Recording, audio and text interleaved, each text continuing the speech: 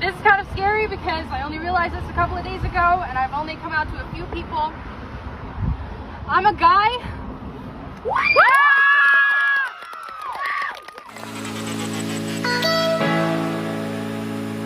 What's up, everyone? Welcome back to my channel. My name is Dryden. Today we're going to be talking about how women are too empathetic for their own good, and it's going to bring about their demise unless men step in and save these poor women from their own feelings. And before I begin, I do have to thank everyone who supports me on Patreon. Thank you. These people right here. Thank you so much. I really appreciate all the donations, all the people who support me on Patreon. And I really thank you guys so much. I really just appreciate all of you. It means so much to me that you all would donate financially to support my channel. But I do have to let you know this. Times are tough right now. Gas is really high, which is why if you have to unsubscribe from my Patreon, please go ahead. I completely understand. I have not been making as many videos as I thought I was going to be, and it's because I have been busy working and trying to save money in these hard times. So again, thank you so much for all your financial compensation and your donations. Thank you so much. I really appreciate it. But please, if you cannot continue to do that, don't feel bad. Please don't just end the Patreon. I won't be upset by any means. I understand how tough it is right now. Now, you read the title of this video. It's going to be something like about how women and their empathy is going to destroy them, lead to their demise, whatever. I'm going to first define empathy, and I Google searched it. And empathy is the ability to understand and share the feelings of another person. Now, the key word that's really important here is the word share. This means sharing feelings. This can be very dangerous if left unchecked. And I have two reasons for why this is very bad for women today. My two reasons are going to be related to transgenderism and bail reform specifically. So let's get right into it. We're going to start with transgenderism. I've read this book in full. It's called Irreversible Damage by Abigail Schreier. I don't know how to pronounce that. But I read this book in full, and there was something that was particularly interesting about how there is a huge uprise of specifically female to male transgenders. Now, obviously, there's a lot of news going around right now of male to female transgender. People like Richard Levine and Will Thomas. You've heard of them. That's okay. But this is a very scary thing for specifically women who are getting double mastectomies and cutting off pieces of them that they shouldn't be cutting off. And it's because of women's amazing ability to empathize with other people and, again, share their feelings. So let me read this for you. Eventually, Dr. Littman discovered websites where parents were describing what would become to her a familiar pattern. A daughter with social struggles and anxiety, but no manifestations of gender identity issues in childhood enters high school. She falls in with a group of friends in which many of these friends come out as transgender. The daughter makes a similar announcement about herself, then her mental health worsens. They didn't find their true selves and flourish, Dr. Littman recalled from the parents' reports she read. The daughters became more angry, insolent, and hostile to the parents. The more they suffered dysphoria, the more they pulled away from the people who might help. Nearly 70% of the teenagers belonged to a peer group in which at least one friend had also come out as transgender. In some groups, the majority of friends had done so. So basically what the author is describing in this book is the fact that little girls, or specifically young teenage girls, when they're entering puberty, can be very empathetic to their friends' problems, their friends' issues, and instead of supporting them, they will kind of take that upon themselves. And this can be very dangerous for younger and more emotional teenagers. Now, you can see this all over the place. Back when bulimia and anorexia was more of a trend, probably in like the 2010s, I feel like it was pretty big. There was forums online where you could talk about being anorexic and how to eat less and how to survive on less food. What's happening is women and girls, females, have this ability to share people's feelings and share people's burdens, and left unchecked, this will go back to hurt them.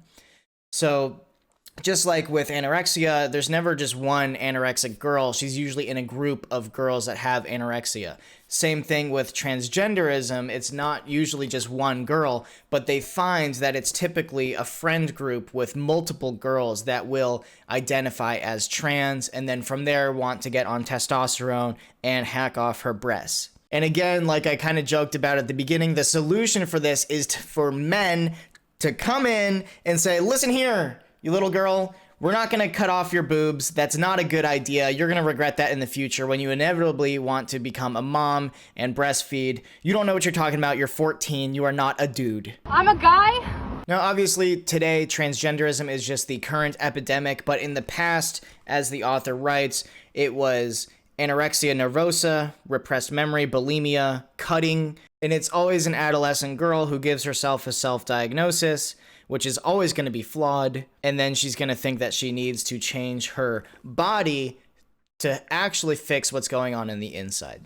So for those of us who, one, are girls, or two, have a little sister like I do, you can probably have seen this before, just noticing the way she acts around her friends. Like, I noticed my little sister was very lovey-dovey and huggy and touchy with her friends, which is something that boys don't really do.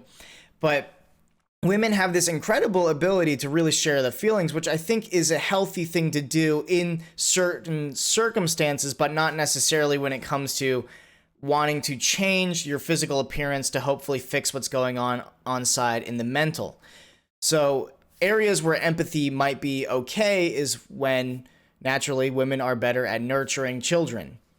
This is a huge thing that women can do. It's rather remarkable and amazing that women can empathize with their kids and most likely with their partner as well. I was reading a little bit into empathy and it said it's really good for intimate relationships.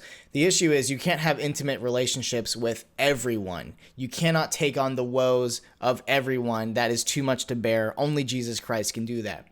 Now, that was the first thing, was transgenderism and how empathy is leading thousands of girls into getting double mastectomies, getting on testosterone, shaving their hair, making themselves look more manly. And this is increasing every single year. In 2016, females accounted for 46% of all sex reassignment surgeries in the US. A year later, it was 70%. The reason this is so terrible is because we already know that the statistics for people who identify as trans for suicide is through the roof, and it's only going to get worse. And the thing is, people say, oh, that's from the people surrounding them. No, that's not true at all, because people who, after their sex reassignment surgery, are still just as suicidal, if not more. So that's a lie. This is very bad. We need to put a stop to this. Men, it's time to man up, boys. We need to protect our ladies. So that's the first thing I was talking about, was transgenderism. The second one is bail reform. So I saw on Snapchat, on the stupid For You page on Snapchat, there's like an explore page or whatever. It's really dumb. It's usually just pornographic, but some of the titles are so shocking that I kind of have to click on them.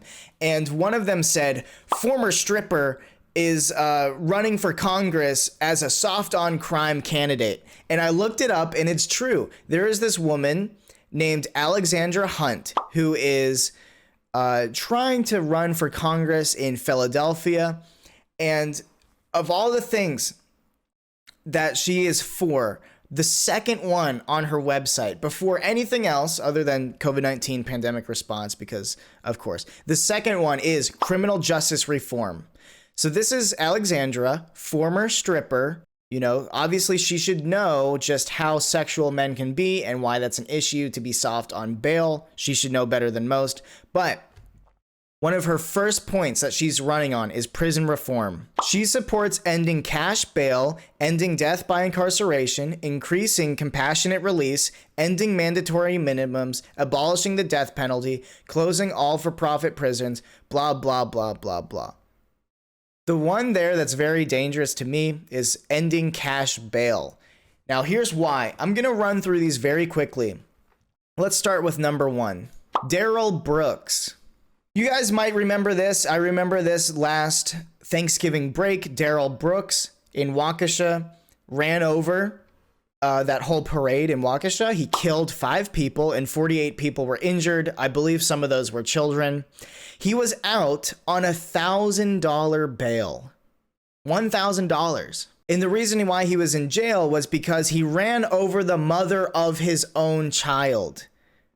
Then he paid $1,000, and then only 10 days later, he ran over 48 people injured, 5 people dead. Here's another one. Man accused of fatally stabbing Asian woman in Chinatown apartment refuses to attend arraignment, the court says. Asalman Nash, the 25-year-old man accused of brutally stabbing an Asian woman to death in her apartment, refused to attend his arraignment on Wednesday. So this man followed this woman into her apartment and stabbed her dozens of times. Nash was out on supervised release for 3 open cases at the time of the stabbing, including one where he allegedly punched a stranger on the subway. So he was charged with murder, burglary, and sexually motivated burglary in the killing. Asian woman punched in the head more than 125 times in a hate crime, police say. Keep in mind, this isn't like an old news. This happened 4 days ago. A 67-year-old Asian woman was punched in the head and face more than 125 times, foot stomped, and spit on in a brutal hate crime in New York, police said. So this guy, it's not like this is his first time offense, because quite honestly, he has had 14 arrests and multiple convictions. In February 2021, a year ago, he pushed a woman through a plate glass window. And then he's also served 42 months in prison before for a stabbing in 2010. So this guy's been a criminal for a long time. The next one is a guy who's pretending to be a woman. He's also 83. He dismembered the body of Susan Layden, 68.